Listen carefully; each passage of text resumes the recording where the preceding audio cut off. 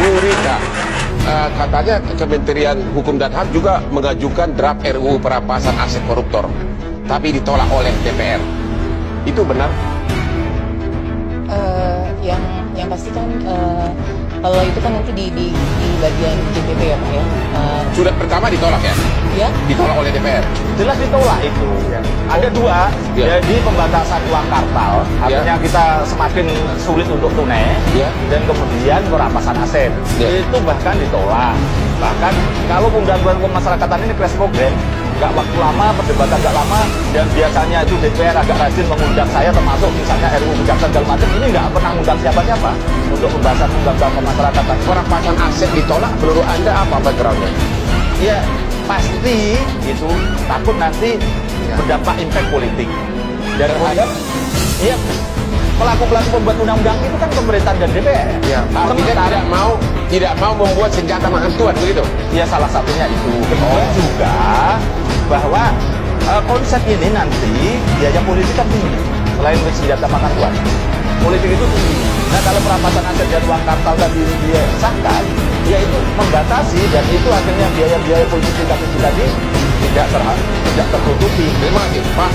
Ya. Pak Jamin Ginting. Jadi begini Bang, yang paling dikhawatirkan dalam Proportion of Frame Act namanya Bang. Artinya nanti setiap pejabat yang sudah akan naik, dia harus ada laporan LKHKN, laporan kekayaan harta negara.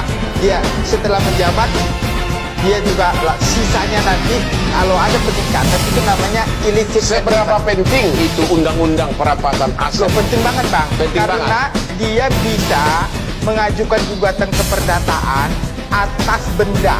Jadi nanti kalau ada contohnya anggota DPR atau pejabat negara punya uang yang nomine, yang tidak tahu di mana tempatnya dan namanya tidak tahu, tapi negara menemukan, maka negara bisa menyita tersebut. Silakan Anda datang ke pengadilan untuk membuktikan ini uang Anda berasal dari Cuma halal. ini kan ada kontradiksi.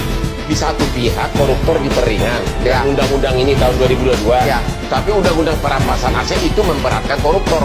Kontradiksi. Jadi yang Jadi mau kemana Bang? Kalau ini impersonal, jadi targetnya adalah orang. Ya. Kalau aset perampasan aset adalah targetnya adalah benda. Ya. Jadi kalau seorang pejabat negara punya harta dari hasil kejahatan, kita nggak melihat hasil kejahatan apakah ada kaitan atau enggak. Tapi harta tersebut tidak ada apanya, orang tuanya. Harta tersebut tidak Jadi ada lebih penting pemiliknya. mana?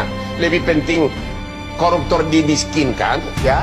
atau lebih penting koruptor lebih lama di penjara? Saya lebih cenderung koruptor dimiskinkan Bang. Karena Setuju. begini Bang, kalau kita masuk, kalau orang di penjara masih bisa mengontrol hartanya, dia happy. Tapi kalau keluar dari penjara, walaupun dia bebas tapi nggak punya harta, dia sedih. Jadi Bang. menurut Anda sangat tidak masuk di akal DPR kenapa menolak draft undang-undang perampasan aset koruptor? Sangat tidak masuk di akal. Itu mungkin salah satu kekhawatiran, bisa jadi nanti bisa terkena bagi mereka sendiri kalau sampai itu diundang. Takut senjata makan tuan begitu? Bisa jadi. Saya mendorong agar RUU tentang perampasan aset dalam tindak pidana dapat segera diundangkan, dan RUU pembatasan transaksi uang kartal segera dimulai pembahasannya.